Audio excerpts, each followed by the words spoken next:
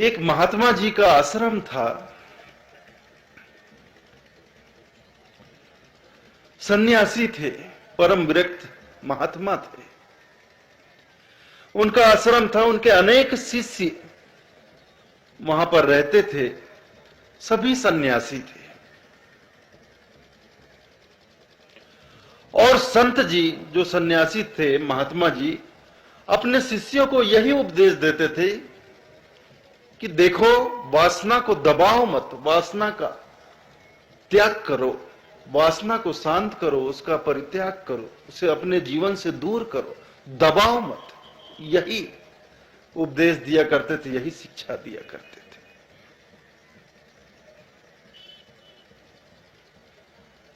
तभी कुछ दिनों में एक नया शिष्य वहां आता है, महात्मा जी का एक नया सन्यासी आता है और आकर आश्रम में महात्मा जी के साथ रहने लगता है।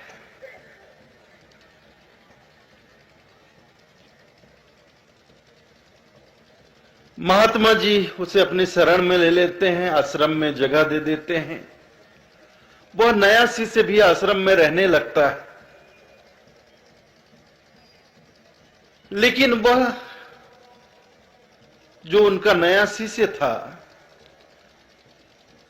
उसकी एक आदत थी, वह 24 घंटे खड़ाऊ पहना रहता था। 24 घंटे खड़ाऊ पहना रहता था। दिन में तो खड़ाऊ पहनता ही था, रात में भी खड़ाऊ पहनकर आश्रम में इधर से उधर खटर पटर घूमता रहता था।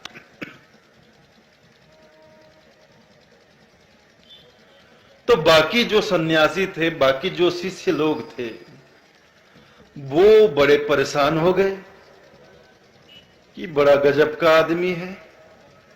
दिन में खड़ाऊ पहनता है तो पहनता है, रात को भी खड़ाऊ पहनकर रात भर इधर से उधर भटकता रहता है, इधर से उधर घूमता रहता है, रात भर खटर पटर, न खुद सोता न हमें सोने देता।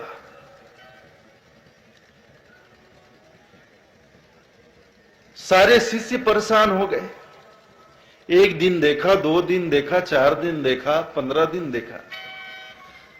उनसे जब नहीं रहा गया तो उन्होंने गुरुजी से शिकायत कर दी कि गुरुदेव, आपका जो नया सन्यासी है, आपका नया शिष्य है, वह तो बड़ा अजीब है। दिन में तो खड़ाऊ पहनता है, दिन में तो हम भी खड़ाऊ पहनते हैं, लेकिन ये तो रात भर खड़ाऊ पहन के इधर से उधर घूमता रहता है, ना खुद सोता है ना हमें सोने देता है, रात भर खटर पटर करता है। हम बड़े दुखी हो गए, परेशान हो गए। तो महात्मा जी ने उस नए शिष्य को अपने पास बुलवाया, बुलाकर पूछा, क्यों भाई, मुझे मालूम हुआ है कि तू पूरी रात खड़ाऊ पहन के इधर से उधर घूमता रहता है, ना खुद सोता है ना दूसरे को सोने देता है। क्या बात है, क्यों सबको परेशान कर रहा है, क्या तकलीफ है तुझे? दिन में खड़ाऊ पहनता है, बात समझ में आती, ये रात भर खड़ाऊ पहन के तू क्या करता है, क्यों इधर से उधर घूमता रहता है? तो नया सन्यासी था, घबरा गया। महात्मा जी ने बार बार पूछा, क्या बात है, क्या तकलीफ है तुझे, क्यों पहनता है रात भर खड़ाऊ तू? क्या जरूरत है तुझे रात भर खड़ाऊ पहन के इधर से उधर भटकने की, घूमने की? तो बहुत मुश्किल से डरते डरते वह बोला, गुरुदेव, ये खड़ाऊ पहनकर मैं अपने काम वासना को शांत रखता, काम वासना को शांत रखने का प्रयास करता। तो गुरुजी ने पूछा, भाई तू ये खड़ाऊ पहनकर अपनी काम वासना को कैसे शांत करता है? तो उस नए शिष्य ने कहा, गुरुदेव, खड़ाऊ में मैंने एक खास जगह पर लकड़ी में एक उभार बनाकर रखा हुआ है। खड़ाऊ जो है लकड़ी से बनती है। तो कहता है, लकड़ी में मैंने खड़ाऊ में एक खास जगह पर उभार बनाकर रखा हुआ है। जब मैं उस खड़ाऊ को पहनता हूं तो मेरी काम इंद्री का नस उसमें दब जाता है तो मेरी काम वासना शांत रहती।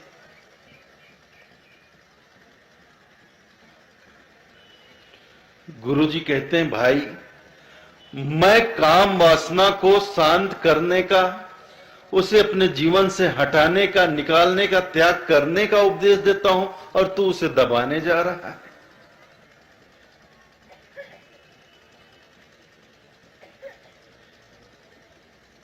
एक बड़ी प्राचीन चिकित्सा पद्धति है।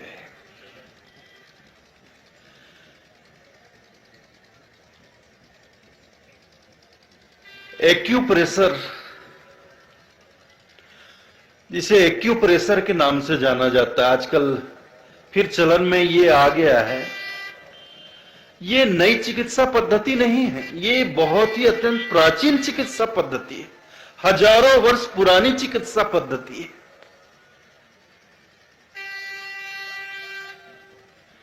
एक्यूप्रेशर में ऐसा होता है कि हमारे हाथ की जो हथेली है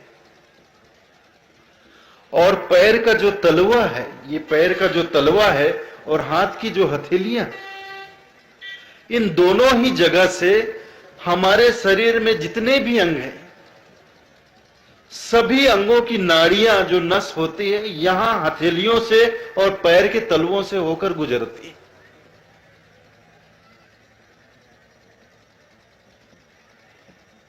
तो जैसे किसी के दांत में दर्द हुआ, आंखों में तकलीफ हुई, सिर में दर्द हुआ और कहीं पेट में कोई, तो जो इसके जानकार होते हैं,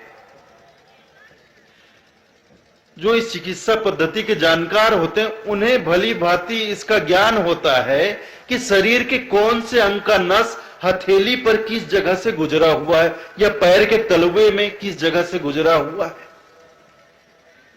तो सिर में दर्द हुआ तो जो चिकित्सक होते हैं एक्यूप्रेशर के, उन्हें मालूम होता है कि हथेली में कौन सी जगह पे कौन सी नस है, कौन सी नाड़ी है, उसे दबाएं। तो उस नाड़ी को, उस नस को वो प्रेशर देते हैं, दबाते हैं, दबाव डालते हैं।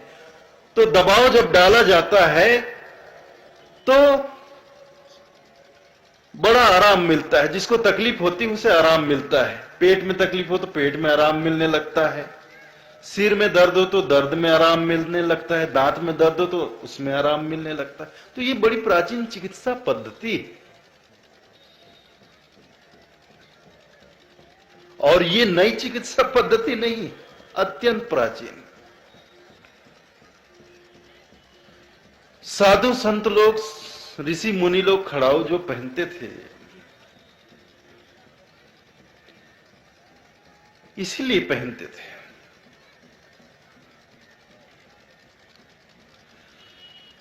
खड़ाऊ तो आजकल के साधु संत लोग भी पहनते हैं,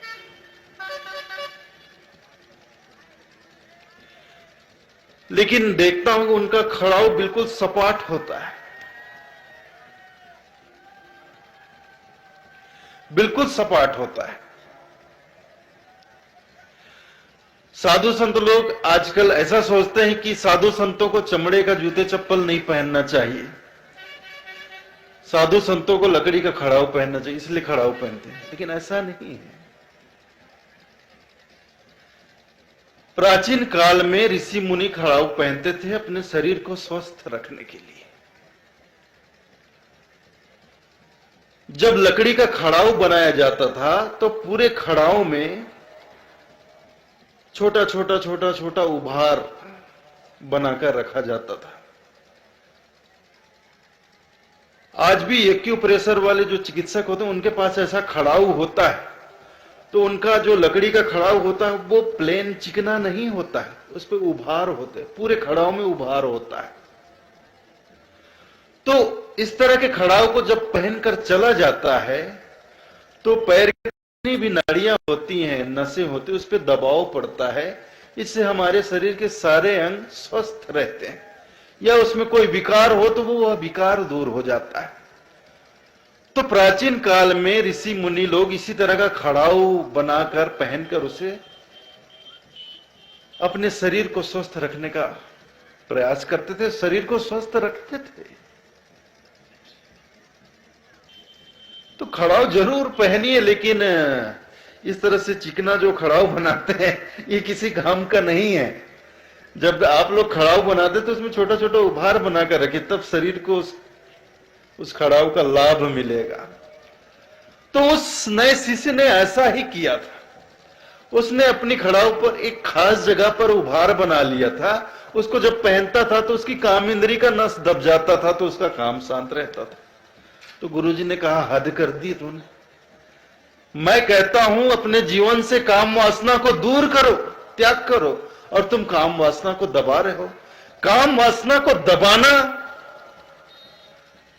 काम वासना से मुक्त होना नहीं है। किसी को दबा कर रखोगे तो आज नहीं तो कल, कल नहीं तो परसों अपना सिर उठाएगा। कब तक दबा कर रखोगे?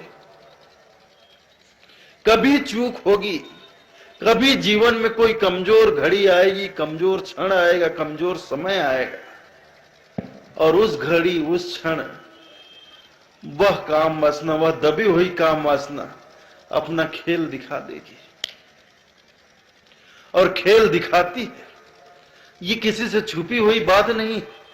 हम आए दिन अखबारों में पढ़ते हैं, टेलीविजन पर देखते हैं कि तथाकथित कई इस तरह के साधु सन्यासियों की जो उटपुटांग हरकतें हम समाचार में सुनते हैं, पढ़ते हैं। और ये बहुत कोई खुशी की बात नहीं है, ये बड़े दुर्भाग्य की बात है, लेकिन ये बहुत कड़वा सच है कि इस तरह का समाचार हमें सुनने को, पढ़ने को मिलता है। तो काम वासना को दबाना नहीं है, उसे अपने जीवन से हटाना है। साधना से, संयम से हमने काम वासना को जीवन से हटा दिया तो साहब कहते हैं, काम तजे तो क्रोध न छूटे। माया के एक रूप को छोड़ा तो फिर दूसरा रूप हमारे सामने आ जाता है, दूसरा बंधन हमें जकड़ लेता है। किसी तरह काम को छोड़ा तो क्रोध जकड़ लेता है। अब क्रोध से कैसे बचे? तो देखिए, छोटी छोटी बातों पर हम क्रोध करते हैं, इतना क्रोध हमारे जीवन में भरा हुआ है।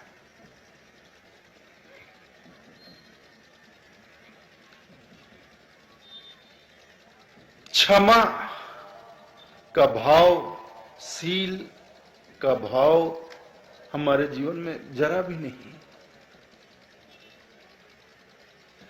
भीड़ भाड़ में किसी से जरा सा पैर दब गया और हम अबे तबे करने लगते हैं, चिल्लाने लगते, क्रोधित हो जाते हैं, गाली गलौज करने लगते हैं।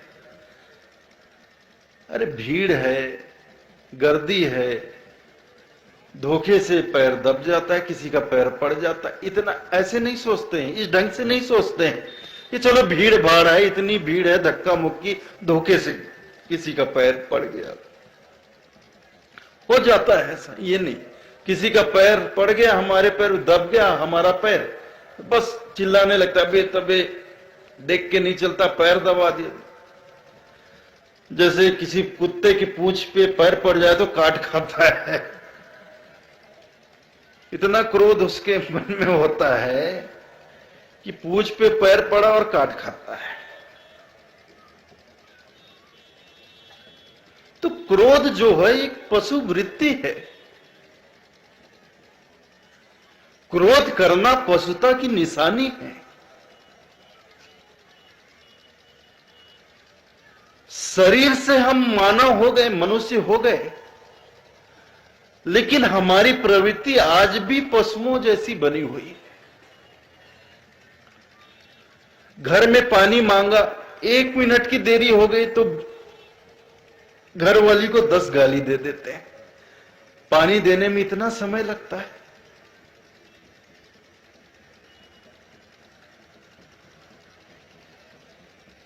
तो ये पशु वृत्ति है।